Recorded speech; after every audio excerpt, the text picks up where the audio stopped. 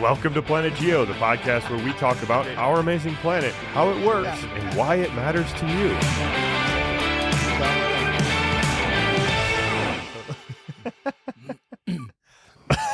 It's never happened. Christopher Bull is my friend. We're going to talk about Petoskey Stones today. Petoskey Stones are, if you're a Michigander, we probably have some Michiganders out there who are listening to this podcast. You know what a Petoskey Stone is. If you most likely, if you live in the state of Michigan, you know what a Petoskey Stone is. I think that's a pretty safe bet, or you've heard of it at least, right? I would think so. It is our state stone. And I hate that. I hate that verbiage, stone. It's our state fossil, or it's whatever, but it's got to be something else, right? Petoskey Stones are amazing. I've spent ever since growing up. I grew up going in the summers up to the northern parts of Lake Michigan, walking along the beaches where Petoskey Stones are really prevalent, and it is just like in me. When I'm walking along a beach, I'm looking down, no matter, even if I'm not on the shores of Lake Michigan, I'm looking for Petoskey Stones just because it's kind of this innate thing. They're a beautiful, beautiful fossil, beautiful, beautiful stone. That's the state stone of Michigan, and collectors love this, yes. Casual, everyday beachgoers. It's a fun thing to do, to go look for Petoskey Stones. It's great. It absolutely is fun to do. I have a ton of them, smaller pieces here and there and so on. Hey, Jesse, before we get into the geoscience of Petoskey Stones, we haven't done intros in a long time. So can we real quick just take a second? Quick. We got to do it quickly. We'll be quick. You are Dr. Jesse Rymink. You and I, we go away. On the doctor. Emphasis on the doctor, Chris. You got to say Dr. Please. Jesse Rymink. Yes. I roll my eyes when I say it, but you and I go way back because you're one of my former high school students. You were in one of my high school science classes, one of my earth science class. And Jesse, after you left me, you eventually went on. I love that. You actually went on and got your PhD in Canada, and now you landed, I think, the dream job. To me, you are a professor of geoscience at Penn State University, which is one of the most esteemed geoscience programs in the country, in my opinion. It's a pretty good gig, and I'll expect you to refer to me as. But I think you should start calling me Professor Rymink throughout this podcast, actually. Okay, real quick, Chris Bullheis, as you said, my former high school teacher. You've been teaching high school at a really elite level. You've won national, regional teaching awards for earth science geology. You run a geology field course in the summer. You effectively teach AP geology, college level geology. You've built an astronomy course, and you and I have a deep passion for rocks, and we've gone collecting a lot together in Michigan and out of Michigan. We both grew up in the same area in Michigan, and so that kind of leads us nicely into Petoskey Stones, because Petoskey Stones are on the collector's bucket list, I think, especially in this part of the Midwest. If you're in the upper Great Lakes states, you're probably aware of Petoskey Stones. You've probably chased them down if you're at all interested in rocks. If you go to rock shops in Michigan, in Indiana, in Wisconsin, you're going to find Petoskey Stones. It's guaranteed. Unavoidable. And actually, if you go to art shops, little artist shops. Absolutely. There's often stuff made of Petoskey Stones in there too, right? Yeah, that's right, because it's so pretty, one, and then it's a soft rock, and so it's easy to do things with, from a polishing perspective and jewelry making perspective. That's a really good point, Chris, that we should definitely emphasize how soft it is, how you can polish this rock with just wet, dry sandpaper in your hands. You just rub it around your hands with some wet, dry, get the sandpaper wet and sand it down. You can actually polish this really, really beautifully. Chris, let's turn to image number one. Let's turn the images on here a minute and turn to image number one.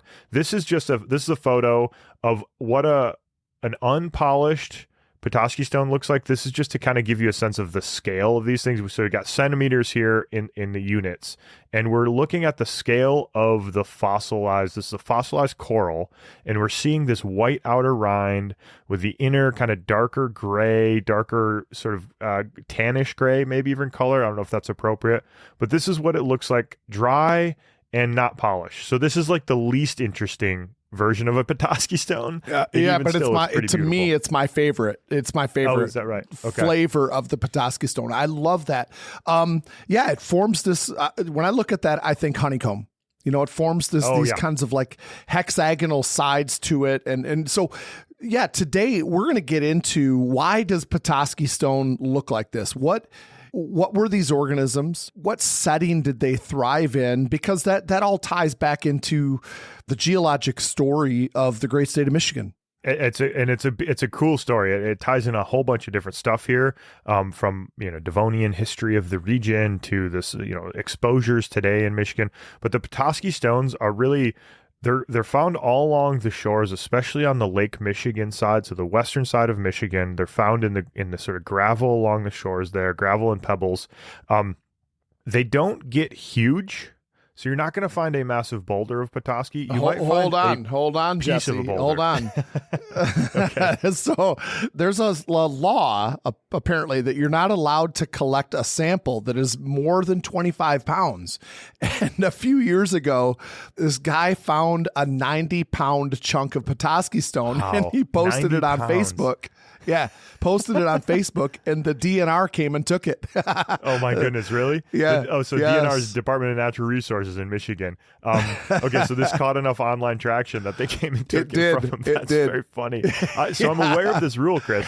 It's designed for rock collectors, basically, on the beaches, because you can take some samples, like check your local areas, because some of these areas are in national seashore, and it's a completely different ball game there. But in many areas, you can collect little pieces, but you can't collect more than 25 pounds per person per year. So obviously 90 pounds exceeds that by quite a lot. So that's a really funny story. And the person did not intend to break the law at all. This was just, he was proud as can be, like, hey, everyone, look at what I found. Look at how big I found this took thing. a little bit of heat for it. So I think, Chris, we should mention that these things are often kind of small. And here's another photo of these things stacked on, Petoskey stones stacked on top of one another. They have a lot of different different color characteristics to them, but this same hexagonal pattern. You'll often find them this size. Like if the rock is totally Petoskey, this fossil, they'll usually be this size. If you start getting bigger, you'll have, one corner that is fossil. You won't have the whole rock that's often fossilized. It's really rare to find a monster one, and that is because of the history of these rocks. These are fossilized coral and colonial corals, and so those colonies did not grow to the size of house-sized boulders. Often they're kind of smaller colonies that then became fossilized. So that's kind of the story behind just the sizes that you find here. But Chris, paint us a picture. Like every rock tells a story. What's the story that these rocks tell us about the ancient planet? So you talking about like the paleo setting? Is that what you're asking about? What forming in, like, set the scene for us. Yeah, so I think that's a good place to start. So we're talking about 5 years old at this time or something. Yeah, I knew that was coming. Yes, I was 370 million years old at the time.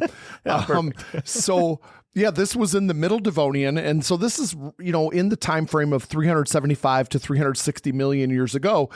And the region that is now northern Michigan, and I'm going to do this. Jesse, is this right here like this? Is that?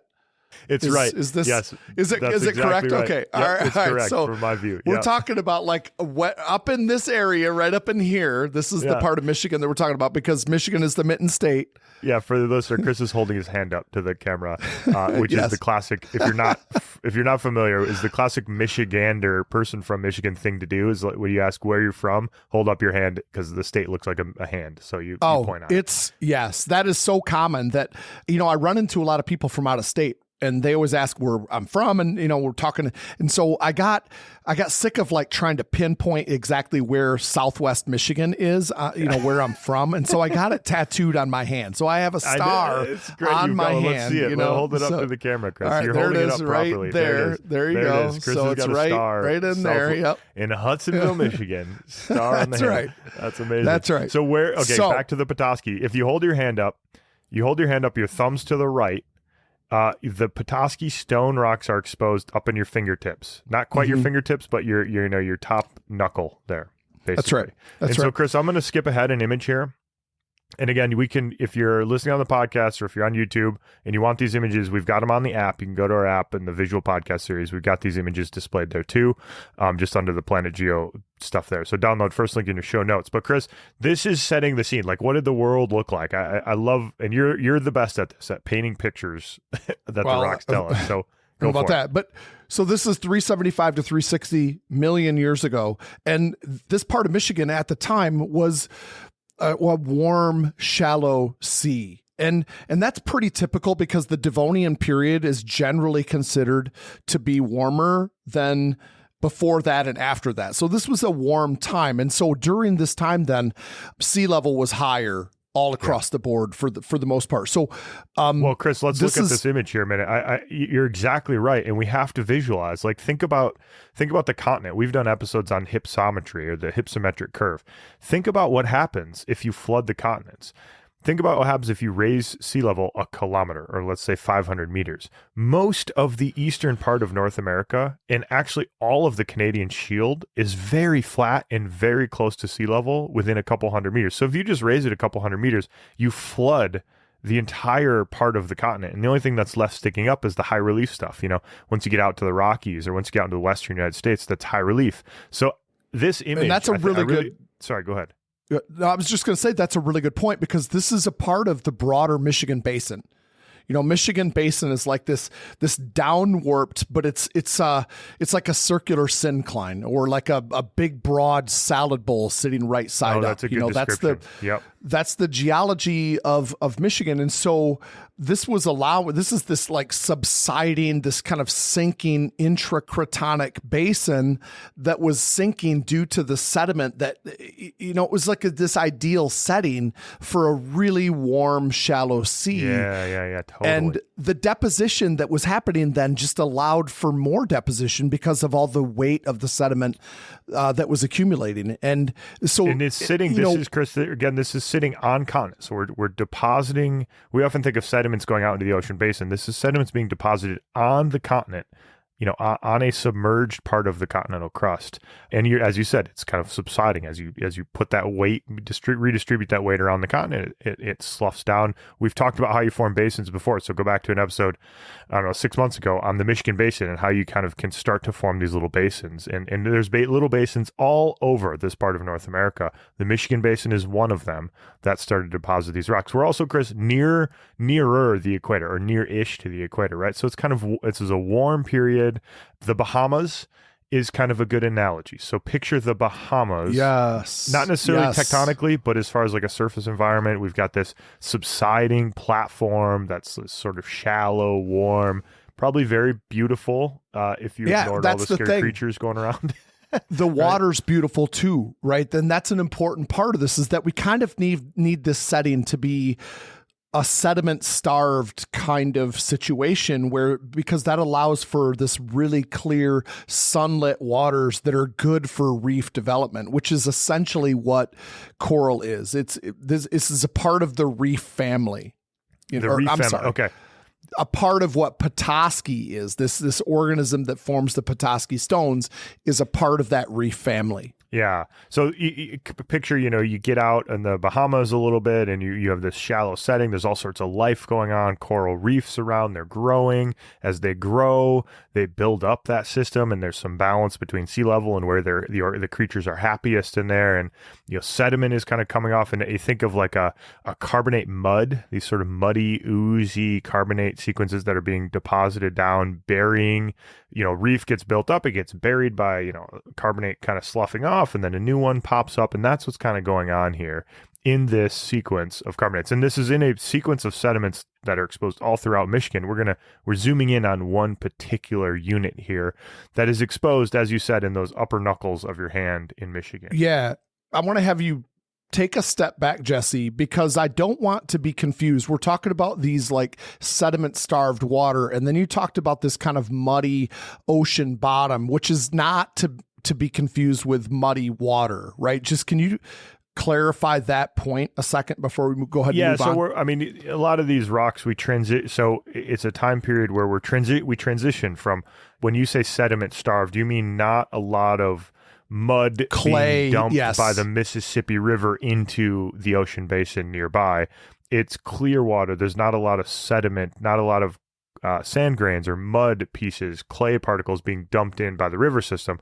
When I say clay mud or carbonate mud, I mean, chemical precipitate mud. More like a jelly ooze, right? Kind of this a silicious, or not silicious, this carbonaceous ooze. Or actually kind of storm broken apart pieces of reef systems. So storm comes in and kind of breaks apart the stuff that's on the bottom and reworks it over time. And so that's kind of what we're talking about here.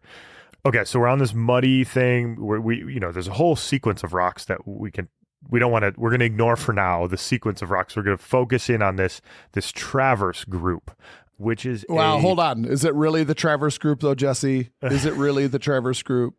It's let's move forward in one image here. So this is a geological map. This is ignoring the till. All the till that's on covering Michigan. This is the bedrock map of Michigan. And all we've highlighted here is the traverse group. And the way to think about sedimentary packages is we break them apart into different units. And one unit is a group. A group is a group of formations that all kind of share similarities. So the traverse group will be kind of a limestone dominated sequence with variations. There's always variations in here. And then we've put a star on here for the gravel point formation, or one of the locations where the gravel point formation is exposed at the surface, which means a potential source for Petoskey stones. This is where one argument for one of the many places that Petoskey stones could actually be coming from, which is a question that we'll touch on later. Like, where did these Petoskey stones distributed all over Lake Michigan? Where'd they come from? It's an interesting problem. So anyway. But Jesse, are we going to get some blowback from people that say it's not called the Traverse Group, it's called the Alpina Limestone, And okay, yes, okay, that's a good question. Alpina, if you're holding it back to your hand, which way is right for me? Is this correct for you, the hand, or is it backwards? Is this right? No, that's right. That's right. No, you're right. You're right. No, this is right. Alpina's on. No, that's not right. Flip it back. This way's right. Okay, my camera's getting reversed in the thing. Anyway, if you look at your hand, the Alpina's on the thumb side. It's on the eastern side. The north, it's like your index finger, upper knuckle of your index finger. And there's a famous limestone quarry up there. And so the limestone there has been named the Alpina limestone. It is correlative. You can correlate that across to the western side of the state. And it ebbs and flows throughout this sequence, this purple traverse group that is highlighted here in this map, in this image. You can kind of trace it discontinuously across, but if you go in different areas, they've seen different names. And this is like one of the problems in geology, actually. Chris, have you ever looked at a geologic map that is a big compilation map, and there's a really sharp straight line on the map separating units before? Like, you have one unit on one side and a straight north-south line and a different unit on the other side. Have you ever seen that in geologic maps? No, I've not. Well, up in northern Canada, this happens a lot because there'll be people who compile the geological map for the Slave Craton. Oh, okay. In different regions. In 1980, they mapped one quadrangle, and in 1995, they mapped the neighboring quadrangle, and they kind of have slightly different nomenclature on either side of that boundary line. And so, the compiler is like, I don't know which one to call it. It's clearly the same rock unit, but there's different descriptions, and, maps kind of have just... The people who do the maps kind of develop these different sort of mental models for it. So I think this happens frequently in geology. You kind of have to say, okay, the Traverse Group, this limestone that we're interested in, which on the west side is the Gravel Point Formation. That's what people think as the source of Petoskey stone fossils. That's probably, or almost certainly, correlated to the Alpina limestone, which I've been to. We did an undergrad field trip in this great invertebrate paleontology class. We went up to the Alpina limestone area and quarry and then the beaches and saw these carbonate reef systems. Probably if the same time frame, if not the exact same layer. It's probably pretty dang close to the exact same layer. It's nomenclature. It's more geography related than, where you happen to be from in terms of what you prefer to call it, for sure. Yeah, it's a human division. And Chris, as we know from your watermelon days, you're a lumper and not a splitter, right? I'm a lumper. I'm world-class lumper, Jesse. You are don't you forget it. But real quick, before we move on to the reef ecosystem part of this this talk is, if you look at this image, though, you can kind of see the structure of the basin that surrounds and defines Michigan here. You kind of see these concentric rings. And if we zoomed out more from this, you would see that it forms this bullseye pattern where the rocks crop up, the same rock types crop up all around the state. And Chris, they get progressively younger toward the center of it, which is what you get in a basin. I was going to ask you that question. Okay, Drew, give me an analogy for that. Come on, really? I know. Well, a quiz for you. Hold on. Back out and tell me the rule of a dome versus a basin, because domes have this same bullseye geological map expression. But dome versus basin, tell me the rule. Well, imagine a bunch of sedimentary strata, stratigraphically spread way out, right? And then a piston, like a slug of magma, shoves the sedimentary rocks up. That's gonna accelerate weather and erosion there, and so you're gonna get old rocks exposed in the center of the dome, and the younger rocks are gonna be exposed on the edges. And that's switched around with the basin, because if you imagine a bunch of, let's say you have 5-meter sticks stacked up on top of each other. And the one on the bottom is the oldest in sedimentary rocks, and the one on the top is the youngest. And if you bend those up like a syncline, like a trough, okay, the bottom part, the oldest one, is going to show up then way, way out on the edge of where you bent the meter sticks. Yeah. And a basin is just a circular syncline. So it's, that's the rule. Youngest in the center, oldest on the edges. And that's like, that defines Michigan. Like, you want to find the old rocks, go way to the UP. And that's where you're going to get into, the very, very old Precambrian greenstone belt rocks and so on. Yep. So Chris, another question for you. Do you still carry around a wooden yardstick in your class all day, every day? Oh my gosh. I just broke one the other day. I didn't intend to. Yep. I use it all the time. Let me see. What was I talking about? Okay. Well, how did you break it? Oh, you know what I was doing? Okay, I was showing how subduction zones can generate tsunamis. So I took a meter stick and I had most of it on a lab table, but I had the last 12 to 20 centimeters sticking off the lab table, and I bent it down like what happens to the overriding plate in a subduction zone. Gotcha. Yep. And I was showing how when you bend that down, it kind of curls down. It arches up the coastal area. It kind of bulges it up and can actually elevate it above sea level, right? And so then the yardstick that's on the table, but just near the edge of the table, gets bowed up a little bit. Yeah, bowed upward, right? And so then when it eventually breaks and gives way, the subducting slab dives down, and the overriding plate rebounds and snaps back up, and it makes a really loud noise, slapping noise on the lab table. And I bent it too far and it just broke. And it scares me every time it happens. So another question, what's your annual budget for yardsticks in your class? I buy 30 at a time. Yep. I do. Yeah. That's so good. Hilarious. Okay, well, that's a good analogy, a good deviation here. So we've painted the picture. Here's where the rocks are that we're looking at. We've got this ancient Devonian Bahamas style. Picture the Bahamas. That's what's going on. Here's where it's located now on the planet Earth. Get us from the Bahamas to the deposits now. Like, what happened in between there to get to these really cool Petoskey stone characteristics? What do we have to have happen, basically? Okay, so Jesse, let's establish a little bit about this reef ecosystem going on here. I think it's important fun to visualize. It's really fun to try and visualize these things, right? Yeah, because when you look at the Petoskey stones themselves, you can't help but notice the honeycomb look to them, that kind of hexagon look to this. And so these were called, here's the sciencey term for it, but the Hexagonaria percarinata, which we call Petoskey stones. Okay. These so Chris, that's the genus and species of this particular organism, right? That's the fossil organism that we're talking about here. Yes. I mean, look, I think it's important to note that these are colonies, and these colonies are very, very diverse. we've seen these, Jesse, you and I personally, many different flavors of these kind of reef colonies, right? Think of in Glacier National Park, you have these stromatolites, which were very similar to this, much, much older, but similar because they formed these like cabbage head colonies, and they literally looked like leafy cabbage heads. And then you'd see these other ones that look like stacked construction cones, and they're really like nearby. They're in close proximity with each other. So you had these different colonies growing at the same time. And this is just a type of colony that it's a reef organism, essentially. Right. So Chris, the reef part, let me just touch on that and build on that a little bit, is what visual if you've never, gone snorkeling on a reef or something like that, had the benefit of doing something like that, what should you imagine? Finding Nemo.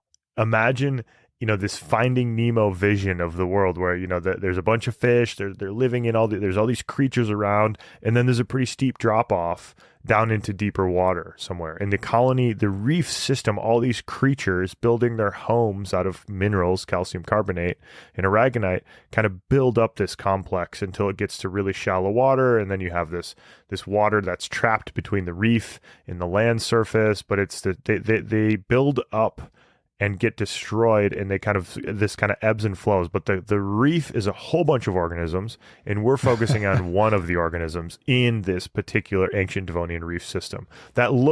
Chris, this image is a diorama of a rugose coral. It's not a colonial version. These are singular ones, but it kind of gives us an idea of what the coral organism might have looked like. It does. I like this diagram, or image. The only thing that would make it look more real would be to have this kind of hexagonal top to it, which is what we see when we polish up a good sized Petoskey stone. That's right. So, Chris, these are the species represented in this diorama is an isolated, a lone rugose coral. So they grow on their own.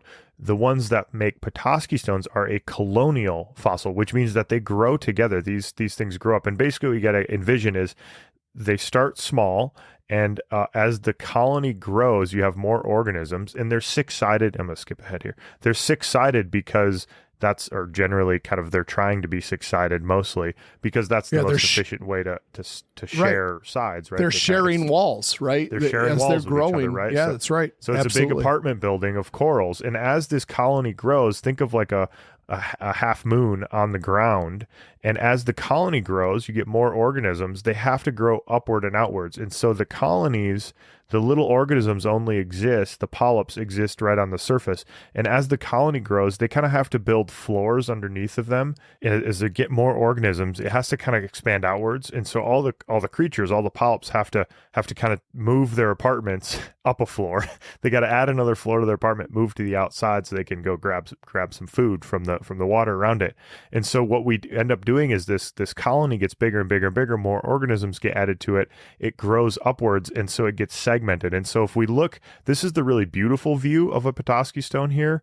If you cut this in half, like cut a slice of this, you would see that these things get smaller. And if you look at that, cut it longitudinally, cut it in half, you'd see these segmented floors that look like floors, and that's actually the polyp kind of growing, and then it says, oh, I'm too deep, my walls are too high above my head, I need to move outwards a little bit. So it builds a floor, moves itself outward, and this happens as the colony gets bigger and bigger and bigger. So it's like an upside down construction cone, I think. Oh, that's the way I think of it as. Yeah. That's a really good way to describe it, Chris. Yeah. And I think it's almost as beautiful cut in the other direction. Like, this is the classic view of a Petoskey stone here, but it's almost as pretty cutting in this direction where you kind of see the floors or the segments in that. I have a question.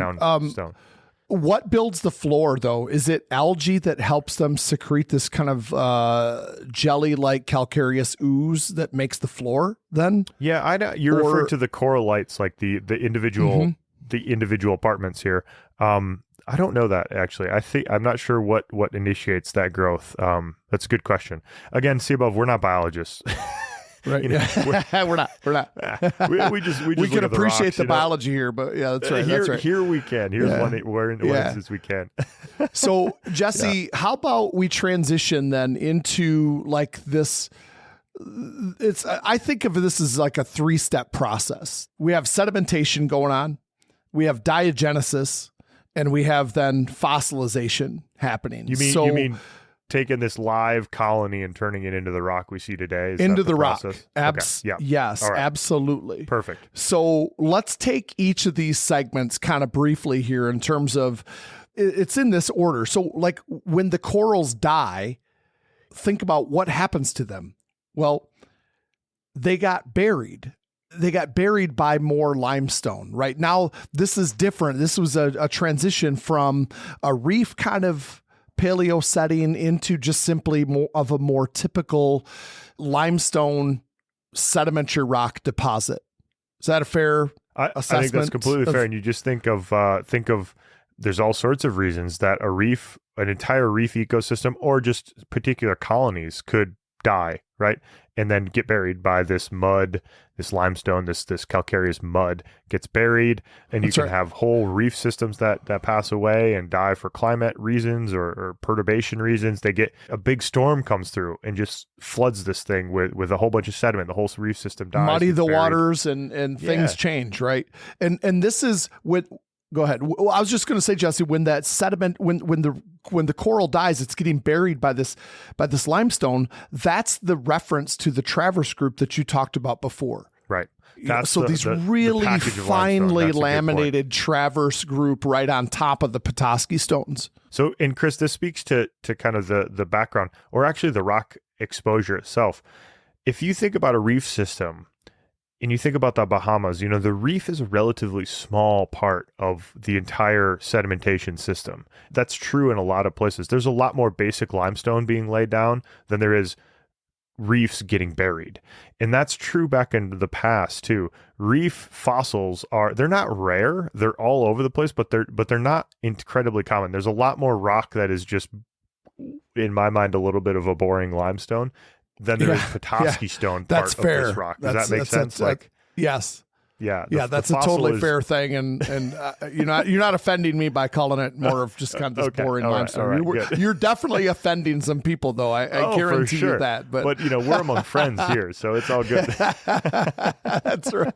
That's right. It's all tongue in cheek, Chris. Everyone. It's all yeah. So, all right. Well, this gets a little doctory, actually, professor. There, I just called you professor, but thank you. Professor, where we get into, so you have the sedimentation process, and then you have the diagenesis process. And diagenesis is this like techie word. I think I don't know. This is not really a intro level word. I wouldn't say. Would you? I don't use diagenesis in my classes. I just don't. Yeah, I use it, but not. It's not on the need to know basis for sure. Okay. Yeah, that's right. That's right. Yeah. Diagenesis is this kind of garbage can term that refers to the series of physical and chemical changes that occur or that happened to this system. And in this case, it refers to permineralization, recrystallization, and then lithification. So let's talk about each one of those, Jesse. Just a brief synopsis of what's involved in diagenesis. Ooh. Diagenesis. This is taking a sediment and turning it into a sedimentary rock. You can also think of it as low-grade metamorphism. Those are two, I think, kind of interchangeable ways to think about it. So how do you take sand grains and make it a sandstone? You got to kind of bond the sand grains together in some way. You can cement those things together. You can precipitate quartz or something in there to precipitate them. You can put it under a little bit of heat, a little bit of pressure, and that also does the kind of bonding together. Yeah. And the same types of processes can happen to rocks. So diagenesis is that category of things. And you laid out three different ways to do it, or three overlapping ways to do it is a better way to describe it. I think they're all involved in this, though, in terms of the preservation. Exactly. So overlapping processes that they feed back into each other a lot. They do, absolutely. Yeah. It's a positive feedback loop. But this permineralization is, I think of it a lot like how I think about petrification of wood. Okay. You have these wood fibers that are soaking up this water that's rich in usually silica in terms of petrification processes. And then that silica gets precipitated inside the wood fibers and it's turning this into rock. That's, I think, similar to what's happening here with the corals themselves. You have groundwater then that is kind of permeating its way through these skeletal structures, but the water is saturated with calcium carbonate. And so it's kind of precipitating calcite, essentially, limestone within the pore spaces of what was left of now these dead corals. Does that make sense? Okay. So we're just adding, calcium carbonate as a filler inside of these kind of like horn-shaped corals. Yeah. Okay. Gotcha. Yeah. That's a good description. And so then we're going to, build on to that. And what's the next process or the next overlapping process that can relate to this? Well, recrystallization. This is a bit of a rabbit hole though, because most of the Petoskey stones were originally aragonite, and aragonite is a calcium carbonate. It's a polymorph of calcite. In other words, same chemical formula, but slightly different crystalline structure, right? And so what we had going on is the aragonite was stable when it was forming, but then later on, calcite's more stable. And so the calcite structure replaced the aragonite structure in this recrystallization process. The net effect of this recrystallization process of turning it back into calcite is that it made it tougher. Yeah, it made the Petoskey stones resilient. More, yes, that's a good way to adding survivability to, I guess, the rock itself. Yeah. That recrystallization is essential, right? It's essential to the kind of fossilization part, and it helps explain the softness. You described very, very well how the sort of lapidary enthusiasts love this rock because it's so easy to polish. It's really easy to cut. I mean, a rock saw just churns through Petoskey stone like butter. It's amazing how quickly you can cut through a Petoskey stone. Like if you're cutting a granite on your rock saw and then you cut through Petoskey, it just rips through Petoskey stone because it's so soft and because it's mostly made of these relatively soft minerals. Calcite. There is a little bit of quartz recrystallization in here as well, and sort of replacement texture, but the calcite's very soft when it comes to a diamond impregnated steel blade, right? Or even just your sandpaper can polish this stuff really well. And then we end up getting to sort of lithification, right? And how does that play out in these rocks? Well, it's lithification is burial and kind of further cementation. It's like you said, there's overlap between this and recrystallization. There's overlap between all three of these diagenetic processes, but lithification, it made it tougher yet again. This kind of compaction and further cementation, kind of gluing everything together one last time. This allowed it to endure. One of the final steps is we got to take this stuff and we got to move it. We got to move this due to glaciers. And that's not a non-violent process. It's not a passive process. And so that lithification helped it kind of and gave it the last strength that it needed to make the final journey, I guess, if you will. Yeah, to endure that. And that brings us really nicely, Chris, into like how do you get this stuff spread all over the state of Michigan? Let's go back to this. Let's go back to this map here a minute and go to image number 4 in our stack, which is showing this traverse group, which again is kind of, if you're not looking at the app, you're looking at the knuckles, the upper knuckles of your 4 fingers, not your thumb, but your 4 fingers. That's where we're kind of exposed there. And the gravel point formation is kind of your ring finger, upper knuckle of your ring finger on your left hand, if you looking towards you. It's a really limited area of where we've seen a lot of these fossils in outcrop, and there's a bunch spread throughout here. But how do we get this stuff all over Michigan, all over Lake Michigan, the shores of Lake Michigan? It's a really, I think it's a cool question to ask with a very simple answer. And it's really glacial transport. Like we talked about when we were talking about pudding stones, Chris, in the Lorraine quartzite, and the Lorraine group pudding stone in Lake Huron, when the glaciers scraped across here, they ripped up a ton of that stuff, deposited it in till all over Michigan. And then that stuff has just been continually reworked over time by all the sort of superficial processes for the last 10,000, 20,000 years that we've experienced on the surface. It got exhumed. It got exhumed. Yeah, it's exactly right. It got exhumed and then it got transported. Off, it got plucked, and there you go. Yeah, there exactly. And Chris, I've found Petoskey stones up in that especially that northwest part of the lower part of Michigan on the eastern side of Lake Michigan. There's a ton of sand dunes all the way down to Holland and all the way down south. Hundreds of feet high sandstone or sand dunes on the edge of Lake Michigan. And I've been up in this part of Michigan, up by the Petoskey Stone area, Grand Traverse Bay area, on big sand dunes. You're 300 feet above the surface of the water, and you're looking around, you find a rock buried in the sand dune. This is all glacial till that's been reworked, and some of the sand dunes are just windblown parts of that.